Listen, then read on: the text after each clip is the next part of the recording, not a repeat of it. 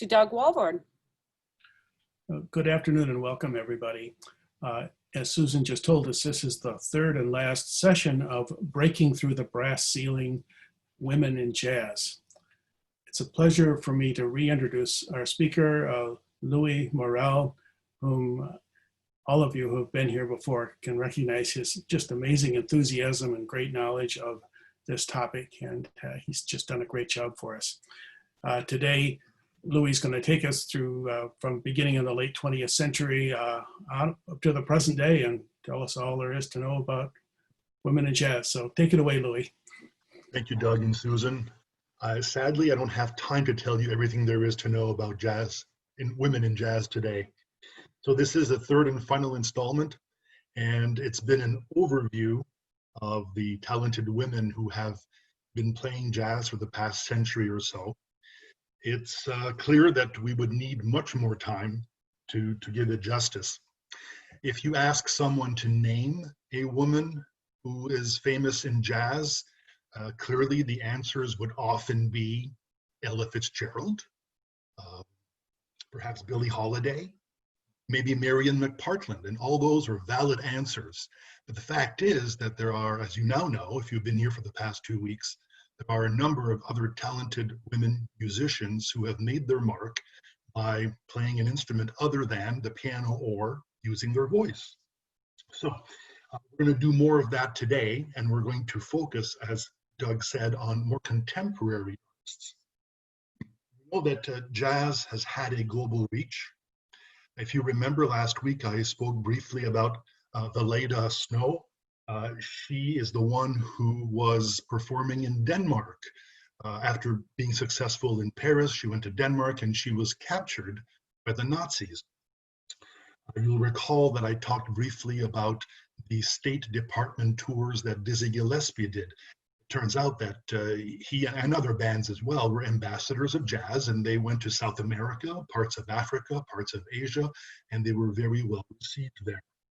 And today there's a number of prestigious jazz festivals all through Europe, even in formerly communist countries.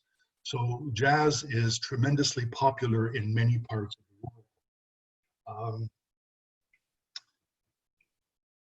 We know that all-girl bands became very popular in the late 30s and especially in the 40s when there were fewer men available because of the Second World War. In the post-war era, the women had more difficulty getting jobs, especially in male bands. So they were back to where they were for the most part before the war. We learned of some exceptions last week. Think of Melba Liston, the trombonist. We heard her play as a member of the Quincy Jones Big Band. There were some women who formed their own bands. Remember last week we featured Alice Coltrane, the pianist and harpist. So again, examples of women who did successfully break through the brass ceiling. We witnessed a lot of diversity last week in terms of instrumentation, from the trumpet to the trombone, soprano sax, even the harp. This week will be no different, though perhaps sadly for some of you, there will be no jazz accordion, sorry. And I have one additional note to make from last week's presentation. I mentioned that Joanne Brackeen, the pianist, was the first and in fact only woman to play in Art Blakey's Jazz Messengers, and he's been performing with his group, almost, 55 years, probably he was performing for 50 or 55 years. So here's another first. I neglected to mention that the last artist I talked about, Jane Ira Bloom, the soprano saxophonist, was the first musician recipient of the NASA art program. So let me read what she did back in 1989. Excuse me, she created 3 original musical compositions as part of this commission. One was titled Most Distant Galaxy. It was for soprano saxophone, not surprisingly, and live electronics, prepared tape, bass, drums, and percussion. A second one was called Fire and Imagination for soprano saxophone, Improvisers and Chamber Orchestra. And the third one was titled Beyond the Sky for a Wind Ensemble. So quite an accomplishment there, but there's more to the story. In 1984, an astronomer named Brian Skiff, who still works at the Lowell Observatory in Flagstaff, discovered an asteroid. The International Astronomical Union decided that they would name it after Jane Ira Bloom because of her interest in space exploration.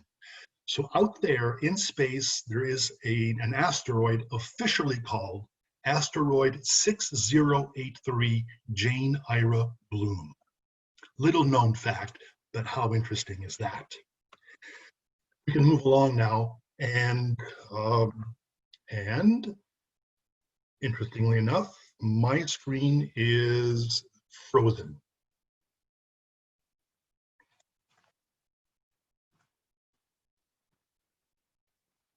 Well, isn't that interesting?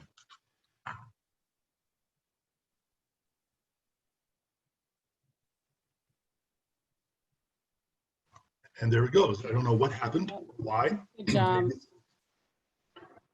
Yes, Susan? No, I just said good job. Oh. I'm here and I heard that. Yes. So yeah, you solved it. Okay, very good. All right, so let's take a look at the women who led us into the third millennium and are still performing, and then the younger generation, probably some women you have not heard of yet. Let's start with the Jensen sisters, Ingrid and Christine. They were raised in Nanaimo, British Columbia, which is on Vancouver Island, about a 2-hour ferry ride from Vancouver. And they were introduced to music at a very young age because their mother was a pianist. And she raised them on doses of Chopin, Broadway show tunes, and big bands. So they were exposed very young to this type of music. Christine's first love was the piano, but it altered eventually to the saxophone when she was 12 years old. She was introduced to the piano, and she was really excited by the music of Oscar Peterson and Bill Evans. Meanwhile, her sister Ingrid took up the trumpet, and she was very successful at it, so much so that she received numerous scholarships from Berklee College of Music in Boston, where she attended. This was quite a contrast because she had been trying to make ends meet playing in the New York subway, but the scholarships and the education she got from Berklee were her passage to the next level. She joined the Vienna Art Orchestra, which is based in Vienna. It's the brainchild of Matthias Rug, and Mr. Rug formed this group in the very late 1970s. They are still around today and are very well recognized. So she played with them, and she toured with them, and she decided to stay in Vienna. And at the ripe age of 25, she became a teacher at the Bruckner Conservatory. They were teaching saxophone. In 1994, she came to the U.S. and she joined Sherry Maricle's Diva Big Band. It's an all-female band. They've been around for the better part of 3 decades now, and she played with them for a while, and then she also formed her own group, and her first album was critically acclaimed and very popular, and also received a Juno Award, which is the Canadian equivalent to the Grammy. And since then, she has recorded with other musicians, her own band, and she's also a member of the Septet, an all-female band called Artemis. Meanwhile, her sister Christine decided to go east as well, but not as far as Boston. She stopped in Montreal and got her degree in music jazz performance from McGill University, which happens to be my alma mater. That's not why I chose these people, but it's a coincidence. She also continued to hone her skills under the tutelage of some people who are very well known in the industry. You may recognize some of these names, like Pat LaBarbera, for example, Steve Wilson, Kenny Werner, all very well known people in this area. She teaches at McGill University now, in addition to fronting her own band and touring. She's an educator, a clinician, and an instructor. And she is also quite well known for her compositions. In fact, she is recognized as being one of the most important Canadian composers of her generation. Meanwhile, her sister Ingrid, the trumpeter, is hailed as one of the most gifted trumpeters of her generation. So let's listen to a piece. It's from an album they recorded together, they called Collage, from 2006. This composition is by trumpeter Tom Harrell. It's entitled Duet, and this is their take on this piece, trumpet and saxophone.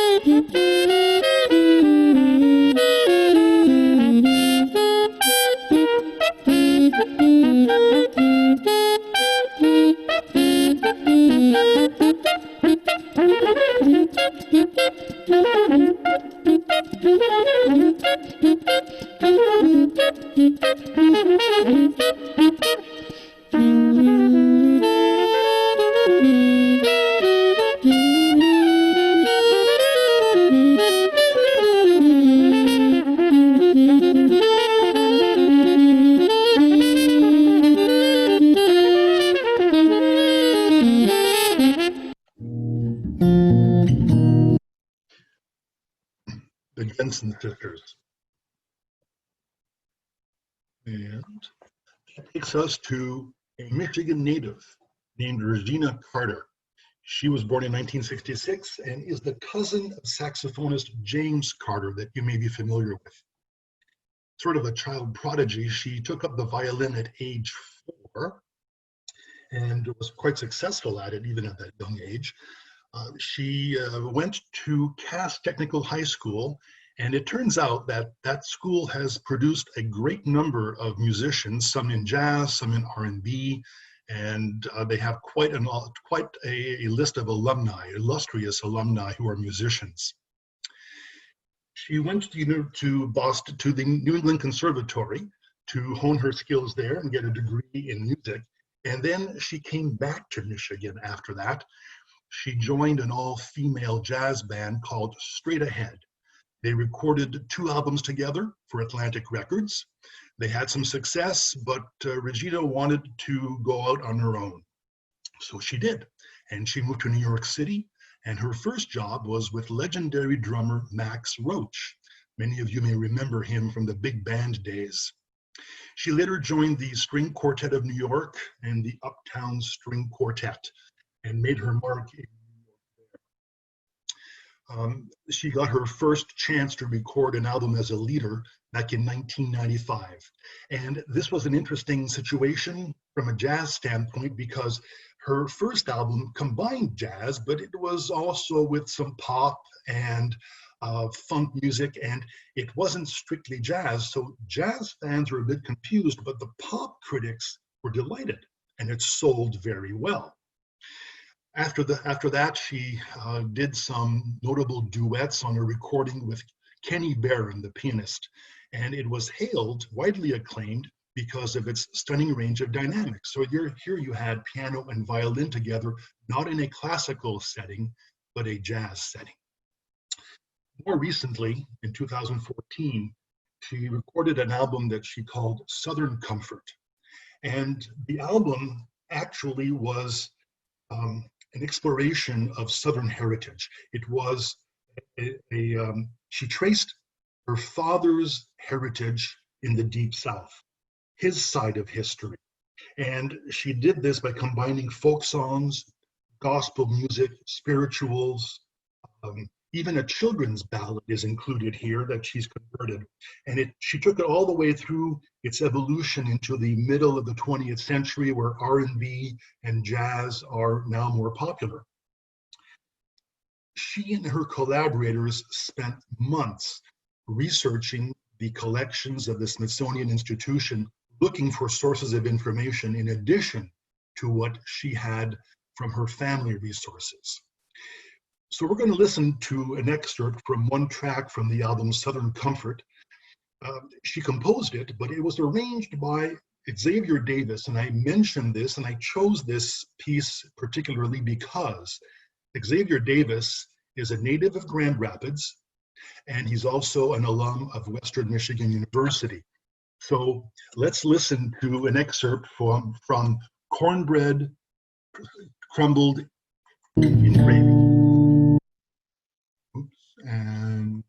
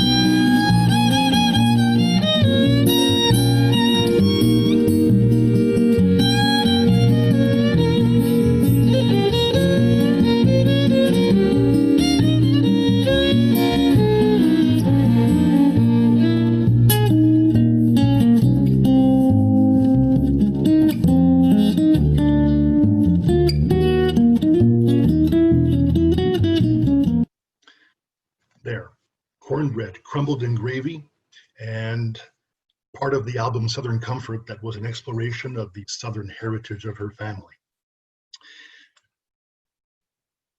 We move on to Tia Fuller. She was born in Aurora, Colorado, a suburb of Denver, in 1976. And she came from a musical family, a jazz-loving family indeed, and she, not to be outdone by Regina Carter, who took up violin at age 4, she was taking classical piano lessons at age 3. And by the time she was in middle school, she had taken up saxophone and the flute. And that led her to move on to Spelman College in Atlanta to get a degree in music there. She then received another degree in jazz performance from the University of Colorado, a master's degree, so clearly a well-educated woman in that sense. When she moved to New York with all these degrees in hand, she became a widely sought-after side woman, and she worked in many bands, including the Ellington Big Band, in the one led by T.S. Monk. He is the son of Thelonious Monk. She worked with trumpeter Don Byron, with trumpeter John Faddis, with trombonist Wycliffe Gordon, and Gordon was artist in residence for a few years at Michigan State University. And I know he still has some affiliation with them. And he's also a member of the brass band of Battle Creek. And if you've not heard of them, they are not all from Battle Creek. In fact, most of the musicians come from all over the country and England, and some from Canada as well. So if you get a chance to hear them, the brass band of Battle Creek, they are world class, and Wycliffe Gordon is a trombonist in the band. She also worked with conductor Gerald Wilson in his band. So definitely sought after and very talented. Around the year 2000, she formed her own group and she was playing around town, and she caught the ear of one woman named Beyonce Knowles. And Beyonce was very impressed by her, and eventually Beyonce's management hired Tia Fuller to be in the backup band of Beyonce. The band was called Sugar Mama. That's S-U-G-A, short for sugar, I suppose, Sugar Mama. And you can hear Tia Fuller on some of the live albums that were recorded while they were on tour. She left that band and formed her own, and she has 5 albums now out as a leader. And we're going to listen to or at least an excerpt from the title track from Angelic Warrior, which was released in 2012. So this is Tia Fuller on saxophone, and Shamie, her sister, who is married to drummer Rudy Royston. So Shamie Royston is on piano. Maxine, that's not true, Miriam Sullivan, who goes by the name of Mimi Jones, is the bassist. And the drummer is Terry Lynn Carrington, and I'll talk about her in a moment as well. So this is an all-female quartet, and it's Angelic Warrior.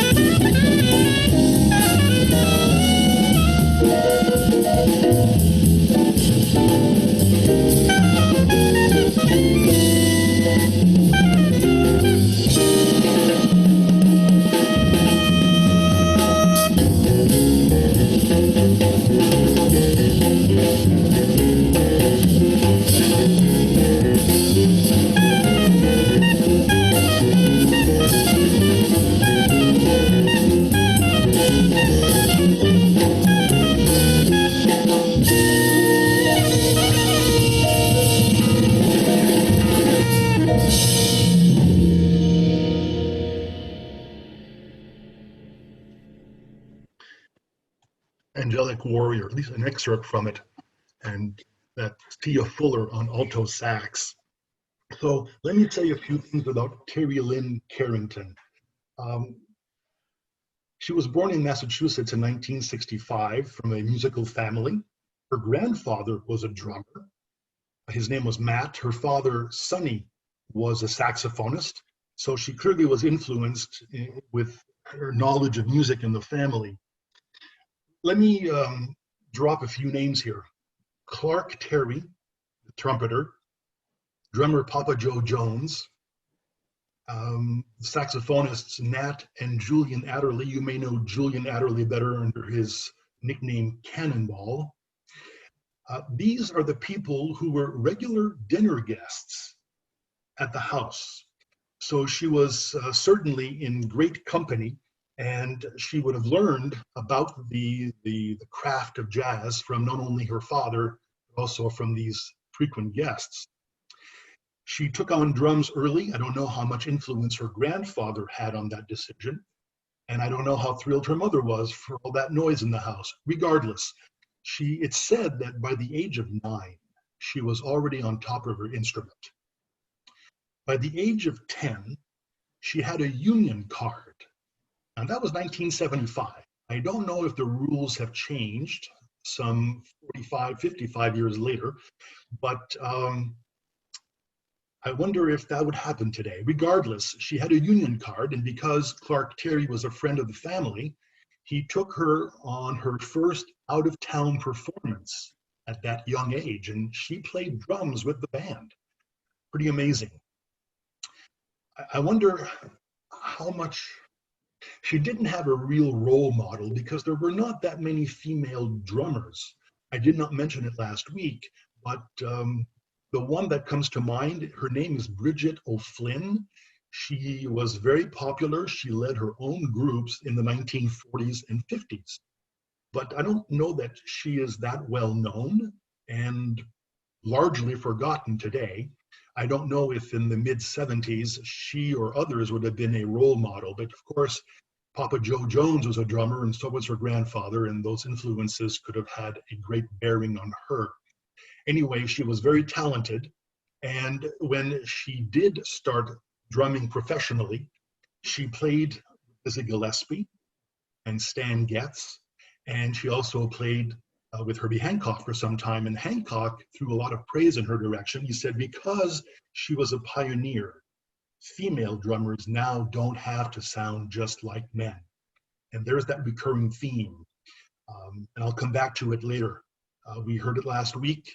A lot of the men wanted to hire a woman, but they would tell her, you have to sound like so-and-so. If you're going to play tenor sax, I want you to sound like that tenor sax player. So that was certainly one objection that women had to working for or in a male group.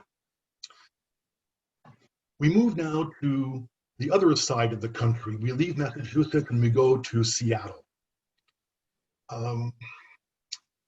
The Seattle Women's Jazz Orchestra is perhaps a bit of a misnomer because it's not strictly an all-women's orchestra.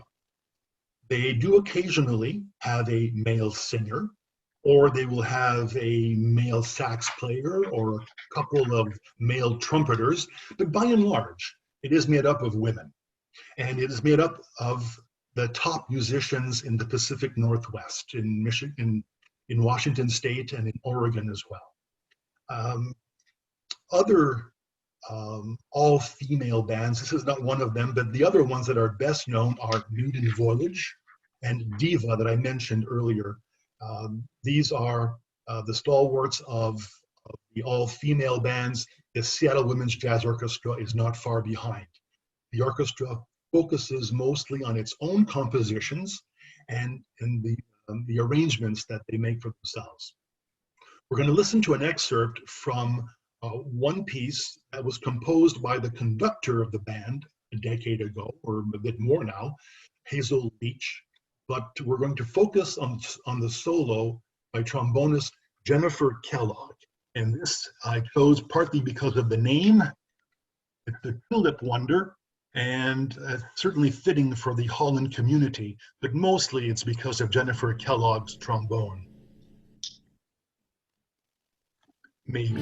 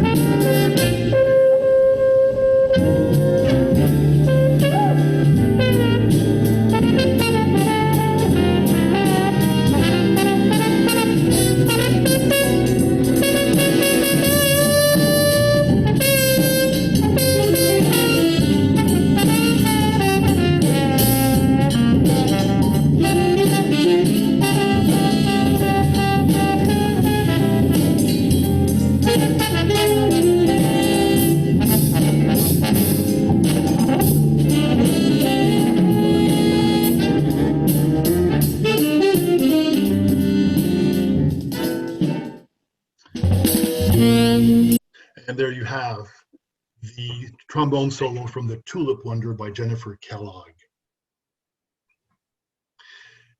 We go now to our first musician from overseas, as it were. Tineke Postma was born in Amsterdam in 1978. She didn't learn her instrument as young as Tia Fuller or Regina Carter did, but still at age 11, she took up the saxophone, and she learned it well enough that she was admitted to the Amsterdam Conservatory. She studied there for the better part of 7 years and won herself scholarships for the Manhattan School for Music in New York. And there on the faculty were these names that you may recognize: Dave Liebman, master at soprano saxophone, Dick Oates and Chris Potter, also very talented saxophonists in their own right. So in 2005, she began teaching at the Amsterdam Conservatory after returning to her native Netherlands.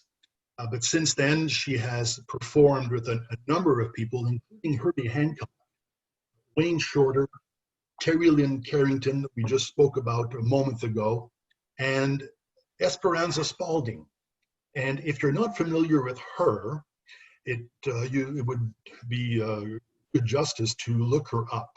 She's a bassist and vocalist who was thrust onto the scene at a young age in her early 20s and became, how shall I say this, an imposing figure. She's a great bassist. She has recorded several albums already and well worth looking up. Esperanza Spalding.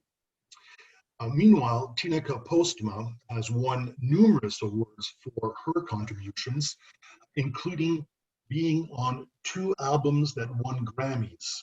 One of them by Terry Lynn Carrington, and another one by singer Diane Reeves. Currently, I mentioned that Postma was on the faculty at the Amsterdam Conservatory. She also teaches in Rotterdam at the Codarts Conservatory, and she teaches in Germany in Onnesbruck. She teaches saxophone at the Institute for Music. So clearly, between teaching, performing and touring and recording, she has a very busy life. We're going to listen to an excerpt from an album that was released in 2009. The track is called Crazy Stuff. And play that now.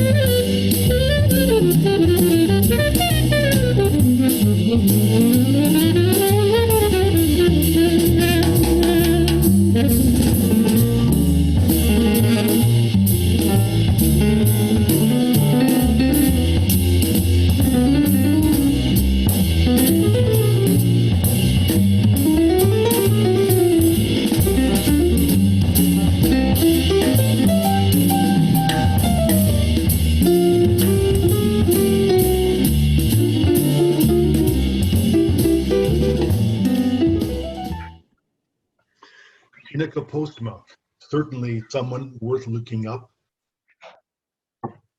especially if you enjoy saxophone.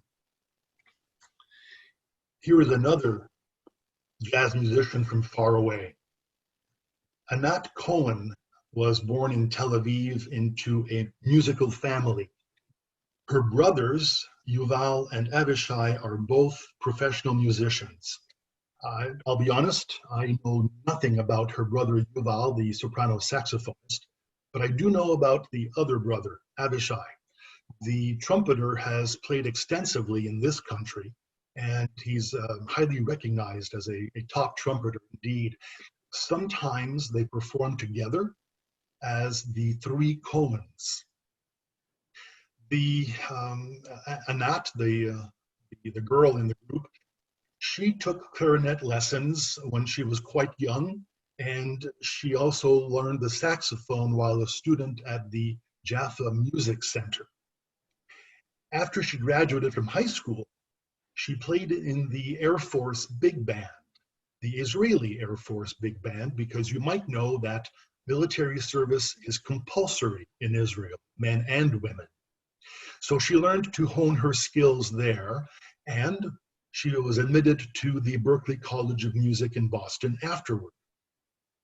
So there she learned more of her skills while she was at Berklee, and she moved to New York City, and she had no difficulty whatsoever finding opportunities for work.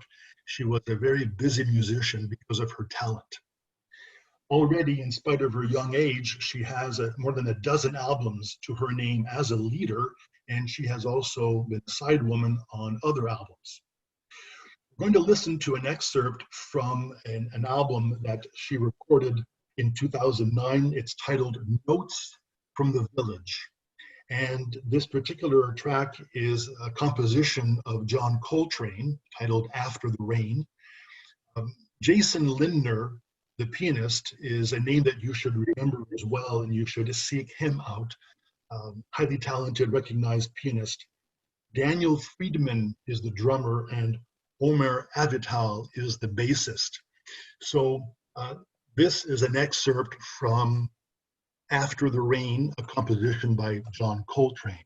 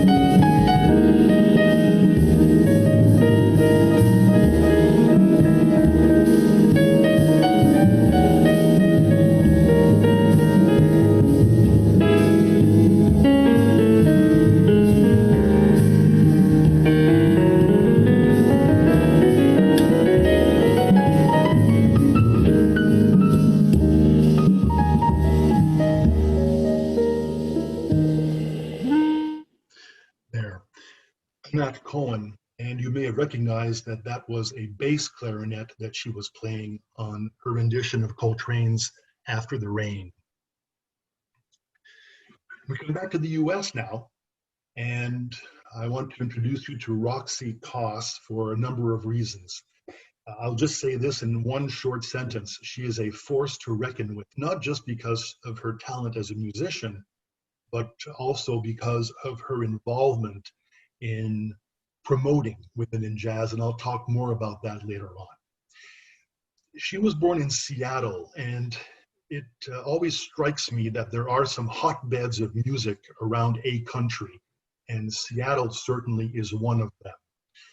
For those of you who are familiar with the band Heart, the Wilson sisters were from Seattle. If you're a fan of, I'll say punk music, you may remember, or yeah, I'll say that. You may remember that Nirvana was from Seattle, and so was Roxy Koss. So Seattle seems to put out some very well-known, very talented musicians in all kinds of genres. Well, she too started playing at a very early age, starting to play the piano around age 5, and interestingly enough, composing. And I have no knowledge of how good or bad she was as a composer, but it strikes me as unusual. I'm sure that others have done it too.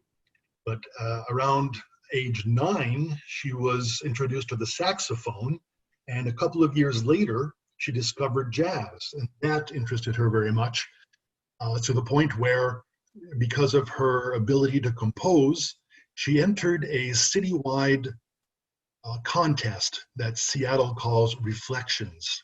It's a composition competition, and she placed 3rd, though she was just in high school at the time.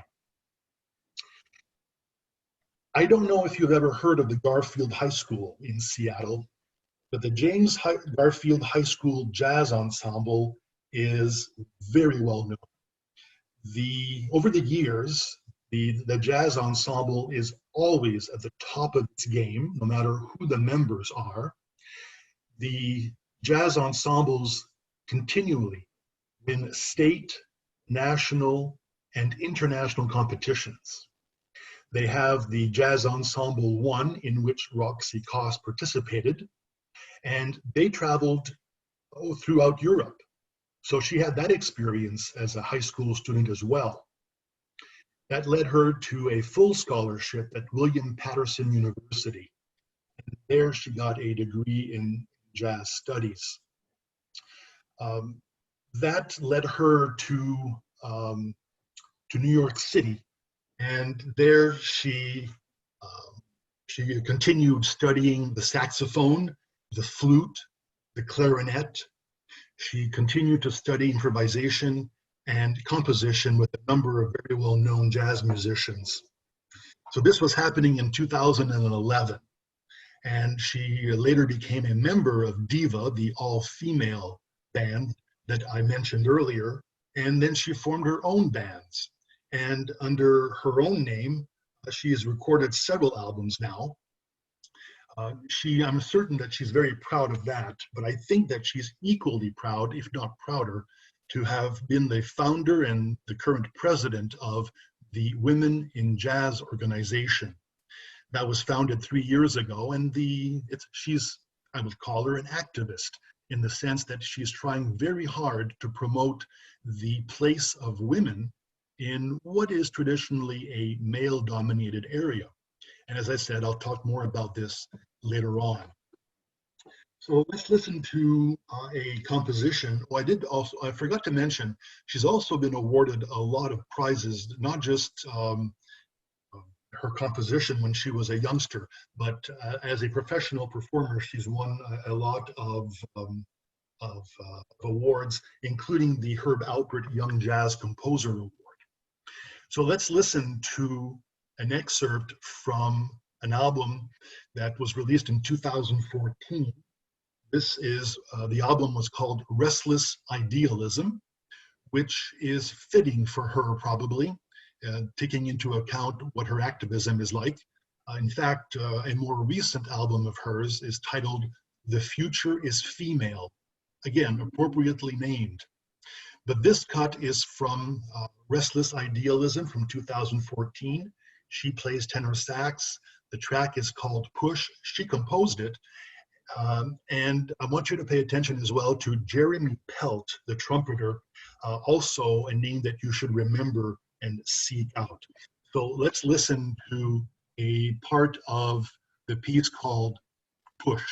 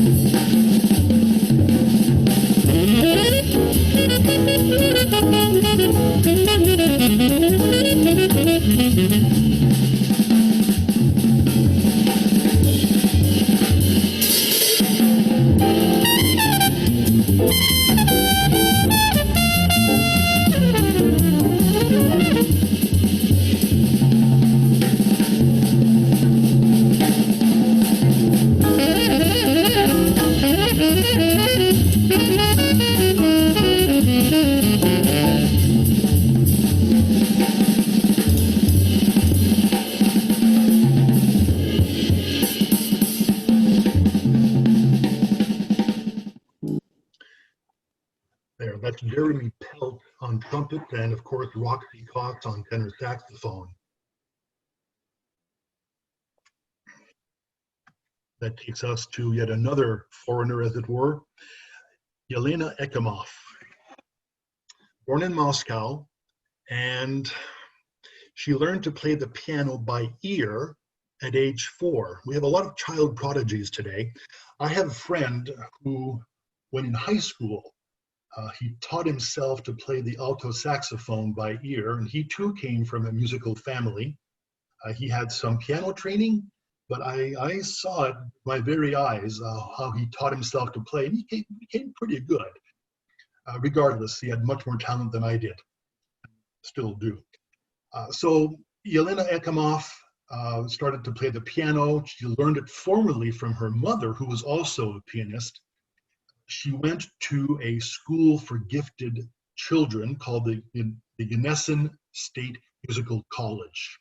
She entered there at age 7, and she then went on to the Moscow State Conservatory, and she honed her skills there in piano.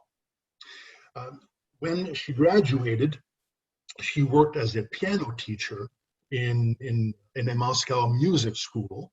She formed her own jazz rock band, which is interesting.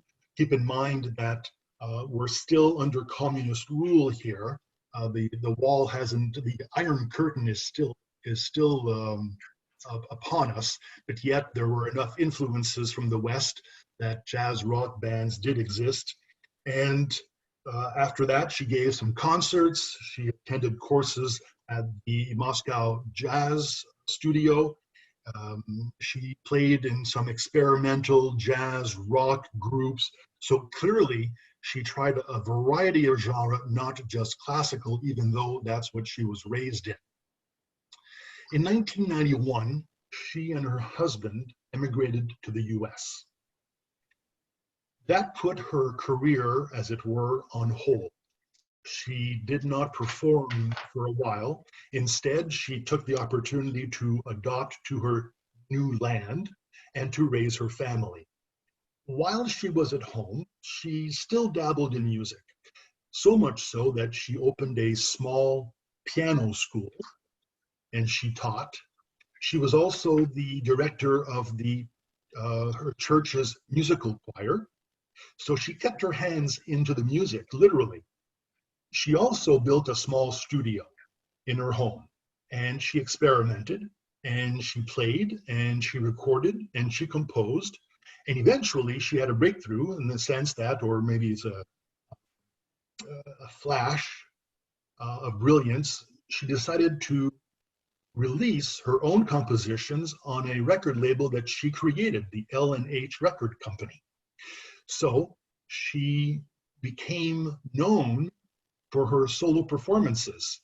When she could, she would get a pool of local musicians together and they would play together. So again, she maintained her chops, as it were.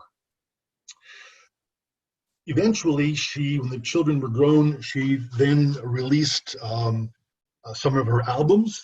They were well received and they shifted from classical into the jazz arena. And it was all original music. And it's interesting how her more recent albums often are based on a concept, on one theme. For example, there's one that is called Nocturnal Animals, and it's all about animals in the wild. One that's very intriguing is where she explores the place or the elaboration of memory triggered through the sense of smell. And we all know this. We've all experienced something. You smell an odor, an aroma, and it brings you back in time to some other place. Well, she explored this in one of her albums. We're going to listen now to an excerpt from an album that was released in 2012. The album is titled Forget Me Not.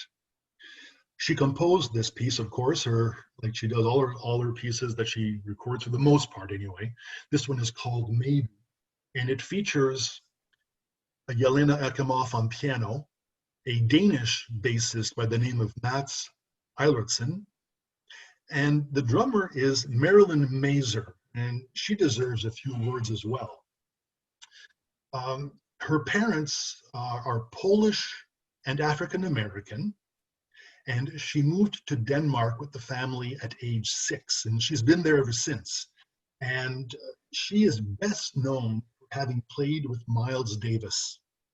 In the mid to late 80s, she was part of his touring band, and I believe that if you look up the album Aura by Miles Davis, you'll find that she is the drummer of record. So that's what her claim to fame is. And again, I mentioned earlier when speaking of Terry Lynn Carrington that there are not that many female drummers that are known. Well, here is one that you should know about, Marilyn Mazer. So let's take a listen to this excerpt from the album Forget Me Not. The track is called Maybe, with Jelena Ekimov on piano.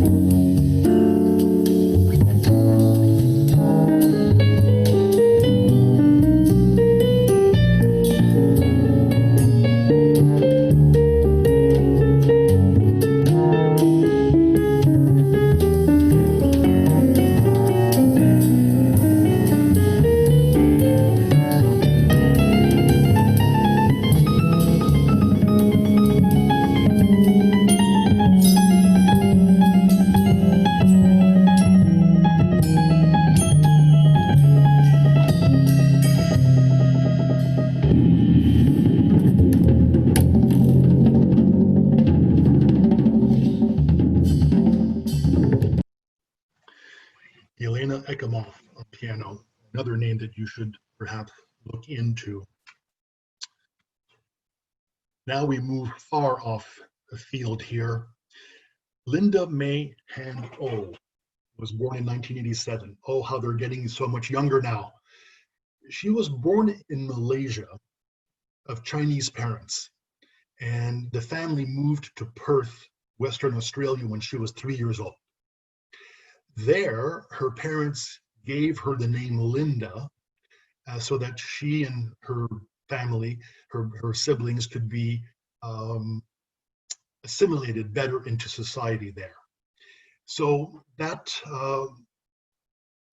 propelled her, because of her family's interest in music, to learn classical piano at age 4. She took up the clarinet at age 11. She moved to the bassoon at age 13, the electric bass at age 15. So clearly a very talented student, a musician. And she was playing some jazz by the age of 15. And then she heard Ray Brown play with Oscar Peterson on Peterson's piece called Night Train. That for her was a game changer. She decided she wanted to learn to play the upright bass. And she did. She went to the Academy of Performing Arts in Western Australia and got a degree from there. And since then has obtained many awards for her playing. The Jazz Educators Young Composers Award in 2008, followed the next year by the Thelonious Monk Bass Competition. Clearly a very accomplished young musician who then moved to New York City, a long ride from Perth. She got her master's degree at the Manhattan School of Music, and after that, had no difficulty in finding some opportunities to play professionally.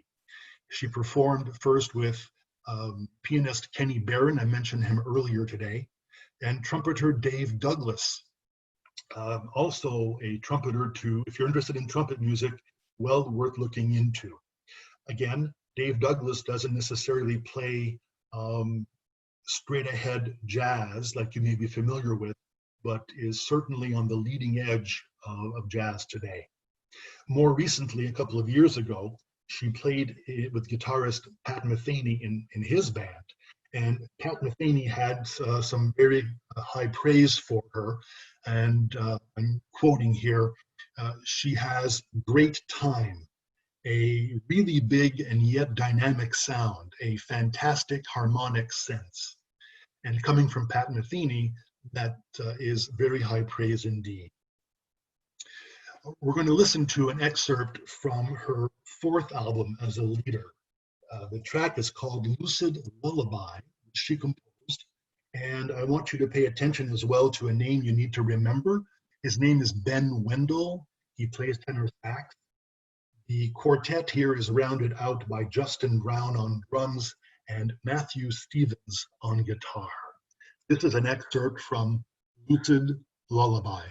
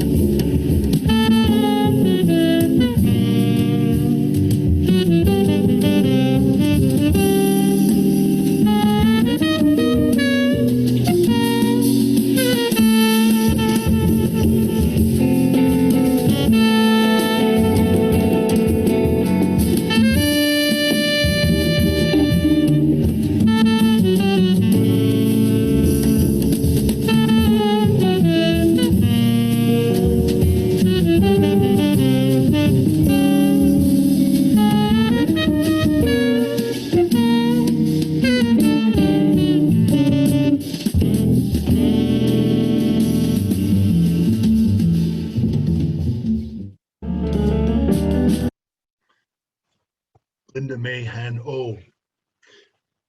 You'll hear a lot of her in the future as well. We move now to Melissa Aldana, also a youngster born in 1988. She was born in Santiago, Chile. We don't think of Santiago as a hotbed of jazz, but bear me out here. Her father, Marcos Aldana, is a renowned alto saxophonist.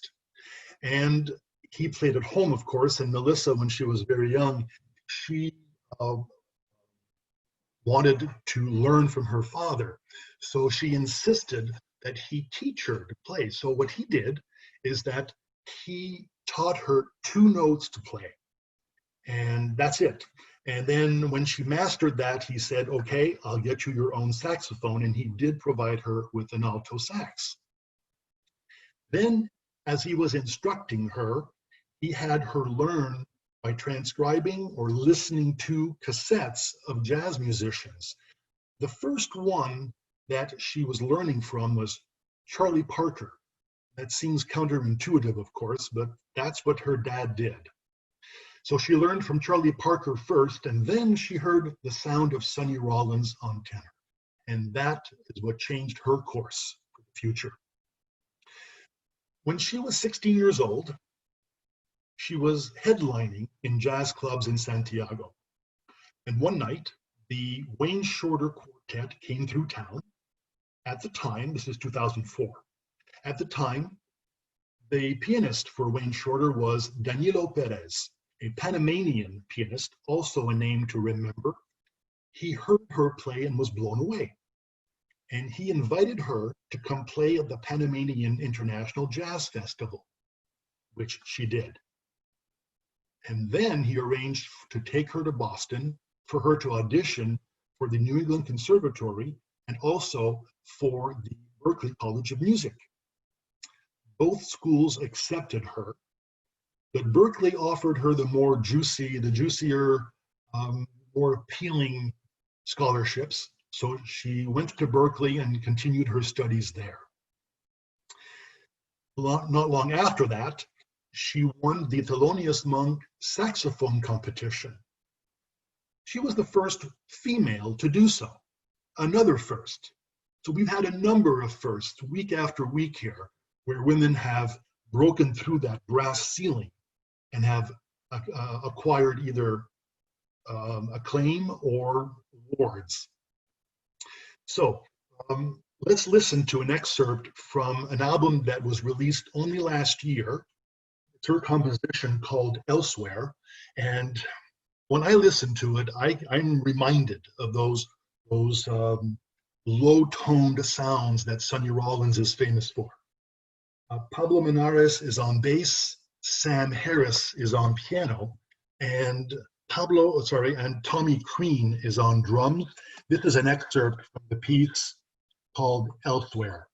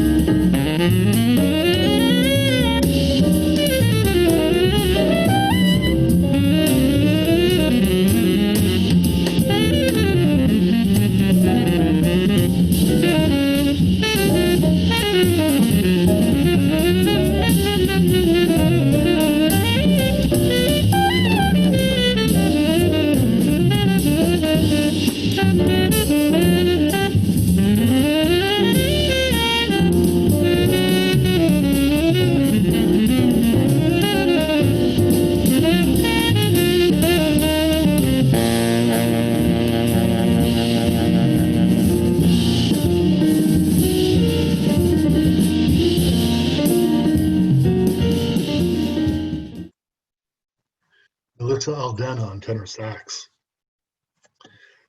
Sorry. We move forward. We're back in Canada now, in Kelowna, British Columbia. Notice how the Pacific Northwest really spawns all these musicians. There must be something about the sea air. So she was born in Kelowna. It's about 250 miles northeast of Vancouver, roughly. And there she learned to play saxophone. And she too went to my alma mater in Montreal, McGill University, and there she got a degree in jazz and flute performance. She then relocated to New York City.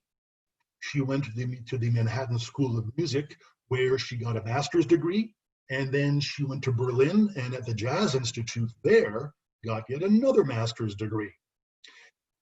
I chose Anna Weber chiefly because her music straddles modern classical composition and avant-garde jazz. It's somewhere in that blurry line. And this is not for everyone, but I wanted to point out that jazz comes in many guises, some of which doesn't reach the airwaves very often.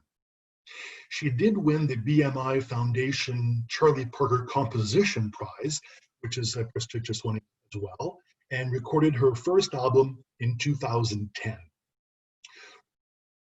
In 2013, she spent time on Bowen Island in British Columbia, not terribly far from Vancouver. And she went there because she wanted to isolate herself from the hustle and bustle of her Brooklyn home, and she wanted to have the quietude of Bowen Island. And she composed the music there for an album that was released in 2014. The album was called Simple. And I chose an excerpt from this particular piece that she wrote as she was thinking of Washington State. I don't think you can see Washington State from Bowen Island, but if you go straight south, you'll end up in Washington State. So maybe that's why she chose this title. So here's an excerpt from that particular track. It's an example of straddling that minimalist classical style and the avant-garde. And on this piece, she plays flute. So here is Washington.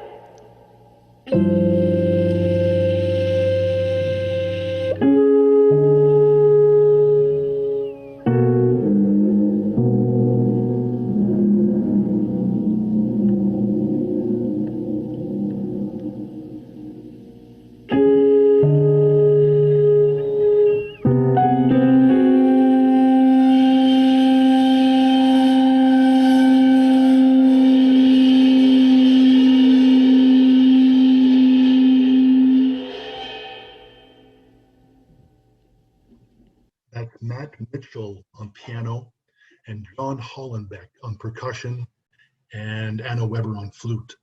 So there you have it, totally different from what we've heard before, and certainly not your grandfather's jazz. We move now to England by way of the Caribbean, because Nubia Garcia's roots are from Trinidad and Guyana, where her parents were born. She was born in 1991, and she's the youngest member of today's group of musicians. So all the children in the Garcia family got exhaustive musical education from the parents. Nubia took up the violin first. By the time she was 8 years old, she had moved to the viola, and she did that to be in the London School Symphony Orchestra. By age 10, she was acquainted with the saxophone, and that was truly her instrument of choice. With the saxophone, she joined the junior jazz program at the Royal Academy of Music, and I do not know how hard it is for a 10-year-old or 12-year-old to get into that program. She did receive a degree from the Conservatory of Music in London, and she then set out to work professionally, and she worked in clubs in and around London. She found a lot of like-minded spirits. They played together, and she also joined a funk jazz group in London that was quite successful. But then she struck out on her own, and her first extended play record that she called Nubia's Five, that's the number 5, I-V-E, was just a 4 or 5 track EP, and it sold out in a single day. It had to be pressed again to make more copies available to a demanding public. It turns out that the jazz scene in London is really exploding. It is, it's surprising to me. There's always been some jazz in London for sure. We can think of Marion McPartland, of course, in her youth, and we can think of,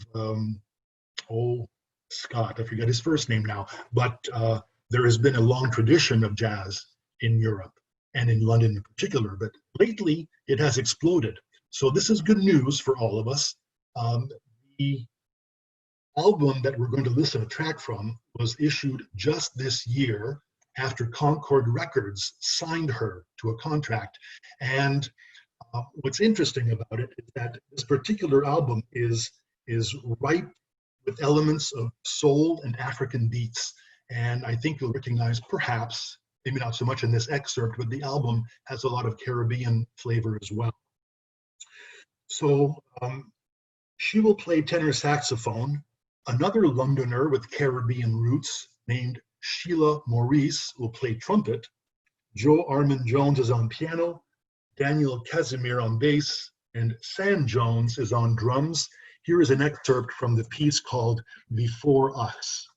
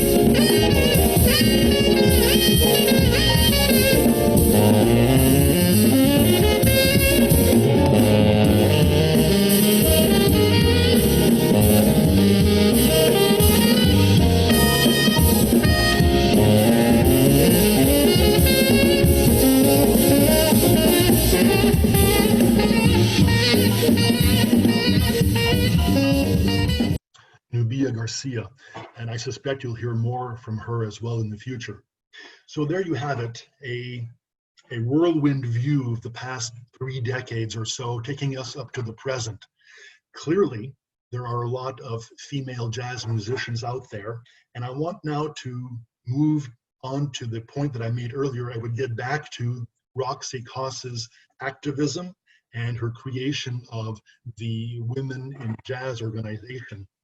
So in 2017, she created this group, and I'll read here what she wrote. I started this blog, which you can access at the URL that I wrote at the lower left-hand corner of the screen. I started this blog because I believe the jazz community is failing to produce or support enough strong female voices. The music suffers as a result, and therefore the world. Imagine how much more beauty would exist and progress would be made in our communities if there was equal representation in every facet of the arts and sciences. My goal here is to start a dialogue that ultimately leads to more people understanding what it is like to be a woman in jazz, which is a rare and unique experience. The ratio of female to male musicians, especially instrumentalists, is staggeringly low in the jazz community. I also aim to explore some of the reasons of this discrepancy, why this discrepancy exists, and what we can do to change it.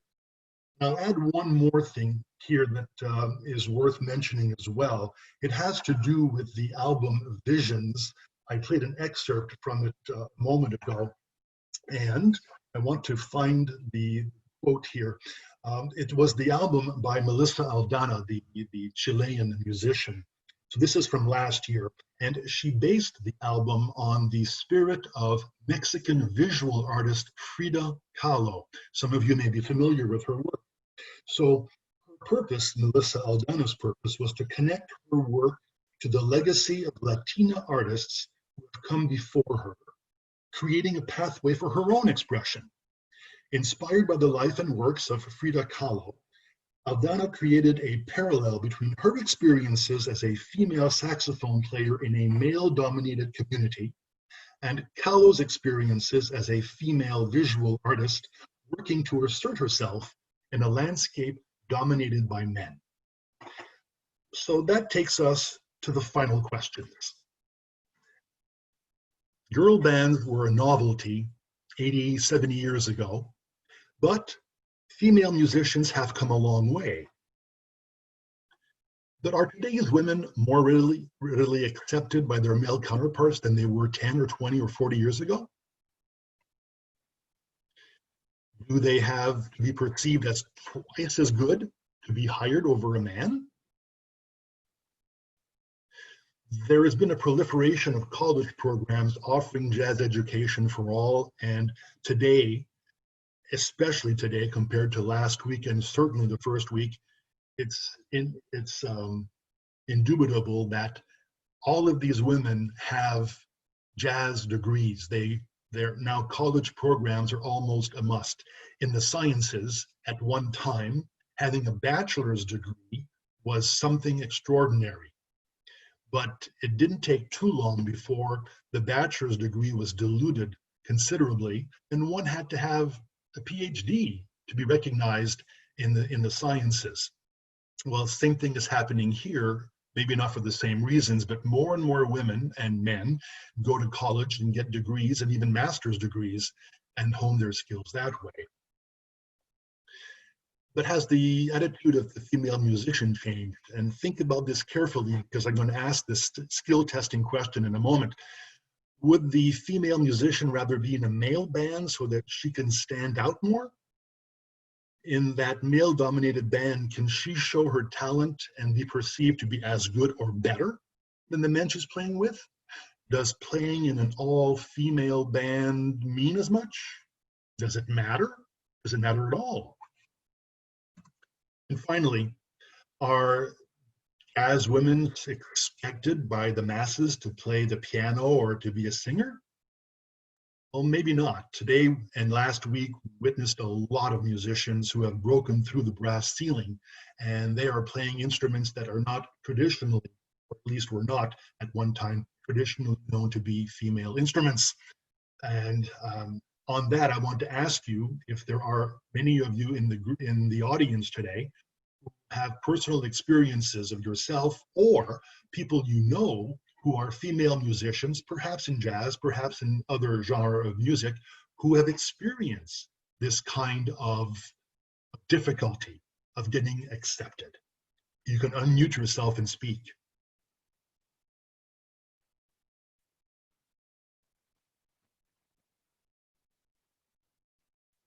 And if you have other questions or comments, you can make them now before the end.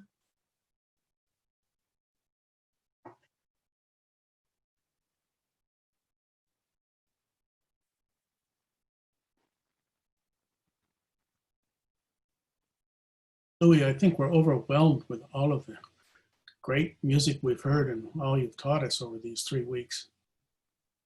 Well, good, good. Any questions? I do have one other comment.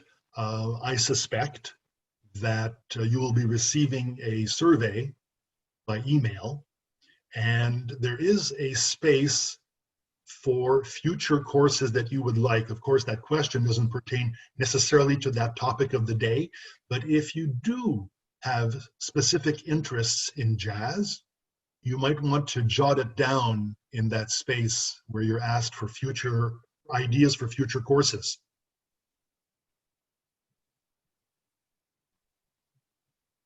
I hope you've enjoyed listening to some of these musicians, some old, some new. And I hope I was able to shed a bit of light on what is happening in the jazz world these days. You have, Louis. You've just done a great job, and we really appreciate all you've taught us. And some of us who just need more of an introduction to jazz, you've really done a great job at it. Thank you. And I want to compliment you on your use of the technology. What you did and how you presented is not that easy. And so we just really appreciate you actually bringing us into it by allowing that music to be played and at such high quality. So Thank you. we at HASP thank you. And if nobody has any questions, I'll go ahead and close the class. If you do have a question, unmute yourself and make sure you can ask it before we let Louis go.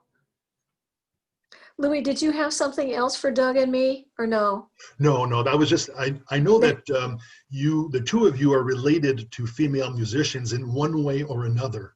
And I Yeah, don't true. know if you have anecdotes that you want to share, that something you heard at the dinner table perhaps, or some of the tribulations that some of the female musicians you know have had. all I can tell you is there's been no shortage of female musicians exerting themselves in my family. Yes, but have they been successful professionally? They've got jobs, Louis. That's what counts. Great. They're off the dole now? Well, they're never off. They're children. They're never off the dole. Yeah, right. I think again, you've done a terrific job, and this latest generation of women jazz musicians is just incredible. I had a chance to meet and hear Regina Carter in person. I believe she was still playing. You're familiar with the Paganini violin that she had access to at one point? Yes. And I believe she was playing on that, or she had just recently had the opportunity to play on it. Yeah. So that was a wonderful experience too. She was something. Yes. Well, All thank you. Good. And I truly believe that this generation, not just the women, some of the men as well, they are astonishing musicians. Yes, they really are. Yeah. Well, Thank you so again. much. Thanks, Susan. Thank you all. Until next time. We'll look forward to next time, Louis. Thank you. Okay. Louis, don't go off quite yet. Or Doug, you had asked for me to Yes. take a count. Yeah. Are you interested in hearing that now? Sure. Okay, so there were a couple of people that weren't identified by their name. Right. So I wasn't able to tell, but it looks like there were about five men, 10 women, or 4 men and 11 women. Sure. Okay. So interesting. It was a majority of women who attended. Mm-hmm. Yes. I wasn't sure what to expect. How interesting. At one point, you had 21 on. Most of the time, there were 20. And there were some people that I know that had male names that I know were women. So I think you had 14 or 15 women most of the time. And Yeah. Again, I don't know. I do know this, that at HASP, there have been very, very few courses on jazz. And before last year, there had been 5. So between Professor Van Hemert and myself, we've already had 4 in the past 2 years. So we're advancing the number of jazz courses. But what I don't know is how popular it is. When I did the Oscar Peterson course last fall in the classroom, I had 22, 23 students. And today we had 18, 21 perhaps. So is it possible that people just are not very interested in jazz? Or like Sharon Aronshorst told us yesterday, she doesn't know jazz, but she attended last week. She may have been here today, I don't know. But she's getting acquainted with jazz. Is there a way to bring more jazz to the people? Professor Van Hemert told us that it was part of his agreement with Hope that he would reach out to the community with his students to make jazz more approachable and more accessible to the people. So I'm glad that HASP offers this opportunity. I just wish there were more than 20 people or so that would be interested. And maybe there are others who have conflicts in the schedule. I understand that part. But are there only 20 or 30 people out of 750 or however many HASP members there are that are interested in jazz? And perhaps from your own experiences in HASP, you know the answer to that question. I certainly don't. It seems like we have a pretty loyal core of people interested in jazz, Louis. Yes. But I think you also have to compare this to the other fine arts classes. I mean, we typically will get maybe 30 to 35. It's rare. In some of the art history classes, we get more. Yeah. But so I don't know that we're that far off with your jazz classes compared to, say, the other fine arts classes. Right. And I don't know what the answer is, but I hope you don't find that too discouraging. I just think that there is a loyal core of people who will keep attending. So Right.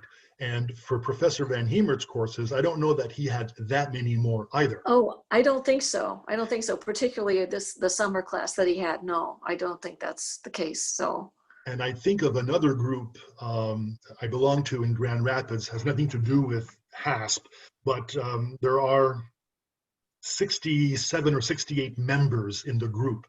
But at the monthly meetings, there's a core of 15, 17 who show up. And the vast majority of them don't. They're still interested, they're still somewhat active, but they don't show up at the meetings. So here by analogy, we have the same thing going on here. We have a core, a nucleus of people that will show up, and that's okay. I don't care if the audience is 4 people or 14. I'd just like to know if we can reach out and have access to even more people who would be interested. But that may be for Dr. Van Hemert to do with his students. Maybe. also, Louis, I've kind of made a mental note of the people who have been at these classes. There were several here today who have not been here before. Several names I knew that probably couldn't make it today or whatever. So you really have hit a few more people than you realize. I agree with Sarah. I mean, there's some really diehards that you're really just hitting the right spot. Keep this up, and it's great. Well, I aim to. And the Jones brothers are next, sometime next winter, which will be here very soon, by the way. Yes, afraid so. Yeah, we'll all go on break for a while. Yes. Yeah. Okay. Hey, everyone. Have a wonderful day. Thanks, Lily. Thanks, Doug. Everyone. Thank you all. Thank you, Thanks, Susan. Susan. Enjoyed it very much. Yeah. Bye-bye. Bye-bye.